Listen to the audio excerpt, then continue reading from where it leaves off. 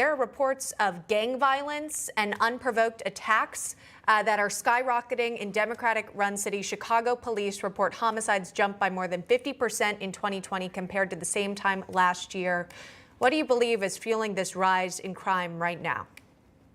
Well, I think there's a multitude of different things we can point to. You know, one thing is the pandemic and the mandates and the lockdowns and things that people have been dealing with for a long time. The stress has built up. Once they're set free, essentially, now they're out acting crazy. Another thing is that when you defund the police and when you at least spew the rhetoric, you don't even have to take the money. When you let the criminals know that you do not trust the police department and you are not going to stand behind them, criminals are emboldened to commit crimes. They're opportunistic. The opportunity has presented itself. People are going to act wild. They're going to act out of control. And we see that playing out right before our eyes. And in New York City as well, we've seen unprovoked attacks. Some are calling them hate crimes as well. If you look at the racial demographic, many of these criminals are being put in jail and then released just hours later. We've got some video, unfortunately, surveillance video that captures these moments. Over the weekend, though, the newly elected mayor, Eric Adams, who will be sworn in at the start of 2022, he called himself conservative on dealing with these criminal issues. Here's that moment.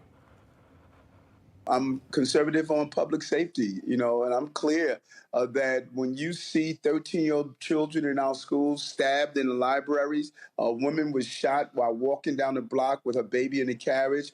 When I use the term conservative, it means I have a zero tolerance for abusive and criminal and violent behavior. So I don't believe people who discharge guns on Monday should be out of jail on Tuesday the next day.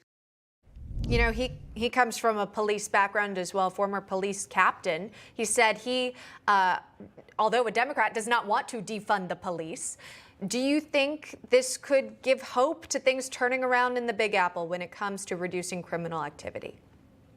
Well, I'll tell you what, it's a good start, because this is not political. This is not Democrat or Republican. This is a concern of human life. And if people notice, a lot of these incidents that are occurring are minorities killing each other in the middle of the street in broad daylight. So I hope that he practices what he preaches and that he's going to stand up for law enforcement and he's going to stand up for law and order, because there is a need in cities all over the country for you not only to embolden law enforcement officers and to make sure that they're funded and protected, making sure that they're enforcing the law, but also in the criminal justice system, that when you go to jail, that you stay in jail and you're not getting out and terrorizing the community. So I pray to God that he's going to do what he said he's going to do. And if he does that, I think we're going to see a huge change in that city, and we're going to see crime rates go down, and we're going to see people who need to be put in prison to be put in prison accordingly. Yeah, it's a different approach than the current mayor, Bill de Blasio.